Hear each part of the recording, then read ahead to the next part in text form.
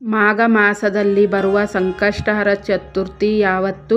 ಚತುರ್ಥಿ ತಿಥಿ ಯಾವಾಗ ಆರಂಭವಾಗುತ್ತೆ, ಯಾವಾಗ ಮುಕ್ತಾಯವಾಗುತ್ತೆ?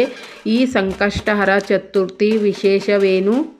ಯಾವ ಸಮಯದಲ್ಲಿ ಪೂಜೆ ಮಾಡಬೇಕು, ಜೊತೆಗೆ ಯಾವ ಸಮಯದಲ್ಲಿ ಚಂದ್ರೋದಯ ಆಗುತ್ತೆ ಅನ್ನುವುದು ಇವತ್ತು ಈ ವಿಡಿಯೋದಲ್ಲಿ ತಿಳಿದುಕೊಳ್ಳೋಣ.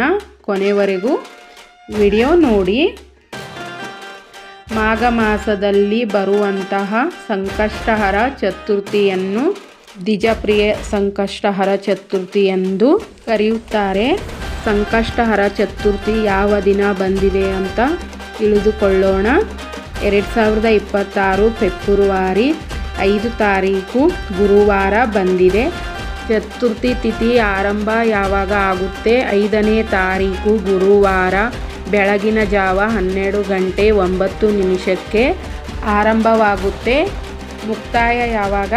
ಮರುದಿನ ಶುಕ್ರವಾರ 6ನೇ ತಾರೀಕು ಬೆಳಗಿನ ಜಾವ 12:22 ಮುಕ್ತಾಯವಾಗುತ್ತೆ.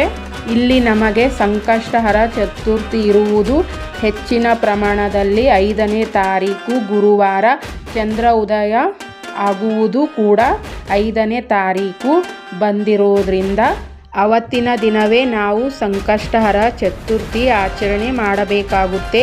ಇನ್ನು ಆ ದಿನ ಯಾವತ್ತು ಚಂದ್ರೋದಯ ಆಗುತ್ತೆ ಅನ್ನುವುದಾದರೆ ರಾತ್ರಿ 9:35 ಚಂದ್ರೋದಯ ಆಗುತ್ತೆ ಅಂತ ತಿಳಿಸಿದ್ದಾರೆ.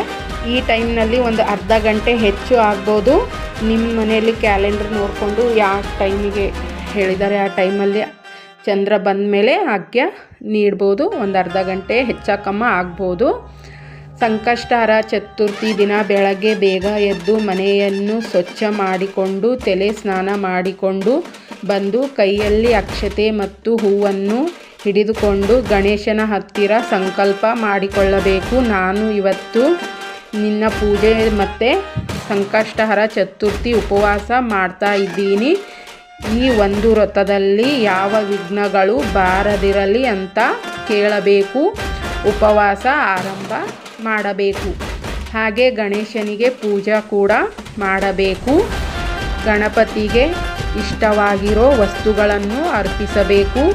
ಪೂಜೆಯನ್ನು ಮಾಡಬೇಕು. ಗಣೇಶನಿಗೆ ಅಷ್ಟಗಂಧದ ಬಟ್ಟನ್ನು ಇಡಬೇಕು. ಕೆಂಪು ಹೂವು ಗರಿಕೆಯನ್ನು ಅರ್ಪಿಸಬೇಕು. ಪ್ರಸಾದವನ್ನು ಇಡಬೇಕು. ಪ್ರಸಾದವಾಗಿ ಮೋದಕ, ಲಾಡು, ಕೇಸರಿಬಾತ್ ಯಾವುದಾದರೂ ಸಿಹಿ ಪದಾರ್ಥವನ್ನು ಅರ್ಪಿಸಬೇಕು. ಗಣೇಶನ ಮುಂದೆ 2 ದೀಪವನ್ನು ಹಚ್ಚಬೇಕು. ಧೂಪ ಆರತಿಯಿಂದ ಬೆಳಗಿ ಪೂಜೆ ಕೊನೆಯಲ್ಲಿ ಮಂತ್ರವನ್ನು ಹೇಳಿ ಓಂ ಗಣಪತಿಯೇ ನಮಃ ಈ ಮಂತ್ರವನ್ನು 108 ಬಾರಿ ಅಥವಾ 21 ಬಾರಿ ಹೇಳಬೇಕು. ಬೆಳಗಿನ ಪೂಜೆಯನ್ನು ಮುಗಿಸಬೇಕು. ಈ ರೀತಿ ಸಂಕಷ್ಟಹರ ಚತುರ್ಥಿ ದಿನ ಗಣೇಶನಿಗೆ ಪೂಜೆ ಮಾಡಬೇಕು. ನೋಡಿದ್ರಲ್ಲ ಫ್ರೆಂಡ್ಸ್, ಚತುರ್ಥಿ ಯಾವ ದಿನ ಬಂದಿದೆ, ಗಣೇಶನಿಗೆ ಹೇಗೆ ಪೂಜೆ ಮಾಡಬೇಕು, ಚಂದ್ರೋದಯ ಯಾವ ಸಮಯಕ್ಕೆ ಆಗುತ್ತೆ ಎಲ್ಲವನ್ನು ಈ ವಿಡಿಯೋದಲ್ಲಿ ತಿಳಿಸಿಕೊಟ್ಟಿದ್ದೇನೆ. ಕೊನೆವರೆಗೂ ವಿಡಿಯೋ ನೋಡಿದ್ದಕ್ಕೆ ಧನ್ಯವಾದಗಳು. ಮತ್ತಷ್ಟು ಸಂಕಷ್ಟಹರ ಚತುರ್ಥಿ ಮಾಹಿತಿಯೊಂದಿಗೆ ಮತ್ತೊಂದು ವಿಡಿಯೋದಲ್ಲಿ ಸಿಗೋಣ.